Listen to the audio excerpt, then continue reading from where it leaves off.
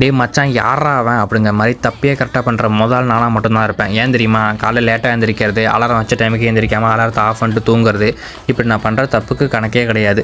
இதுக்கப்புறம் இதெல்லாம் முடிச்ச கையோட எழுந்திரிச்சிட்டேன். அப்படியும் எழுந்திரிச்ச கையோட என்ன பண்ணிட்டேன், 10 டைம் வாஷ் பண்ணுற அளவுக்கு இருக்கிற மட்டை அரிசியும் வாஷ் பண்ணி முடிச்சுட்டு இதுக்கு தனியாக சுடுதண்ணி வேறு போட்டு வைக்கணும் கெட்டில்.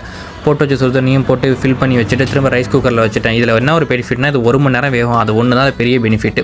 இது வெந்துட்டு இருக்க டைமில் நம்ம என்ன பண்ணிட்டோம், கிளம்ப ஆரம்பிச்சிட்டோம். ஷூ எடுத்து மாட்டிக்கிட்டு அறக்க பிறகு ப்ரஷ் பண்ணிவிட்டு ஃபேஸ் வாஷ் பண்ணிவிட்டு நான் என்ன பண்ணிட்டேன், வழக்கம் போல என்னோட பூத் பங்கலேருந்து நான் கிளம்ப ஆரம்பிச்சிட்டு போனால் தான் எனக்கு இப்போ டைம் போனால் தான் திரும்ப வரதுக்கு சரியாக இருக்குங்கிறதுனால என்ன பண்ணிட்டேன், ஒரு 4:30 மணி ஆகிடுச்சு போகிறதுக்கு. திரும்ப கிரவுண்டுக்கு போய் ரீச் ஆனேன். கிரவுண்டுக்கு ரீச் ஆனப்போ எப்போதும் போல தான் இன்றைக்கி யாருமே இல்லை. சீக்கிரமாக ரீச் ஆனதுக்கப்புறம் எனக்கு தெரிஞ்ச கொஞ்சம் எக்ஸசைஸை கொஞ்சம் மெடிடேஷன் பண்ணேன்.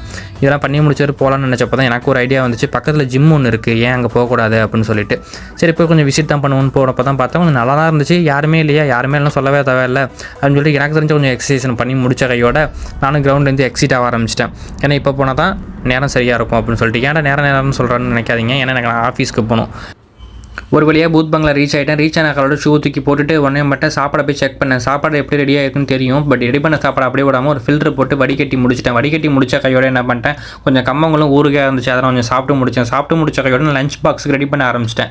ஏன் அப்படின்னா, நான் ஒரு குட்டி தூக்க போகணுங்கிறதுக்காக தான் எல்லாத்தையும் முன்னாடி ரெடி பண்ணுறேன். ரெடி பண்ணி முடிச்சோன்னு அந்த கிரேவி ஒன்று பண்ணியிருந்தேன். அந்த கிரேவி எடுத்து ஆட் பண்ணிவிட்டு நான் வழக்கமாக வச்சிருக்க லஞ்ச் பாக்ஸில் என்ன பண்ணிட்டோம், பேக் பண்ணி முடிச்ச கையோட நம்ம என்ன பண்ணிட்டோம், தூங்க போகிறோம். ஸோ நாளைக்கு இந்த வீடியோ மறக்காமல் பார்ப்போம். லைக் பண்ணுங்கள், ஃபாலோ பண்ணுங்கள், மறக்காமல் சப்ஸ்கிரைப் பண்ணுங்கள். தேங்க்யூ.